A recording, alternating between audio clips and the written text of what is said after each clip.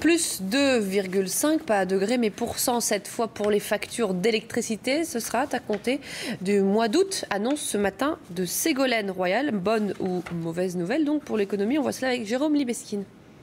C'est pas forcément une bonne nouvelle pour EDF en soi. Je vous explique. Normalement, les tarifs de l'électricité auraient dû augmenter beaucoup plus. C'est en tout cas les recommandations qu'avait faites hier la Commission de régulation de l'énergie. Pourquoi? Parce qu'il y a un rattrapage qui est toujours en mouvement sur ces tarifs de l'électricité. Systématiquement, le gouvernement bloque les hausses pour des raisons politiques et des raisons de pouvoir d'achat. La Commission de régulation de l'électricité disait hier, si on veut en finir avec les rattrapages, il faut faire plus 8% sur un an ou plus 3,5% sur 2 ans. Ségolène Royal ce matin dit donc que ce sera 2,5%.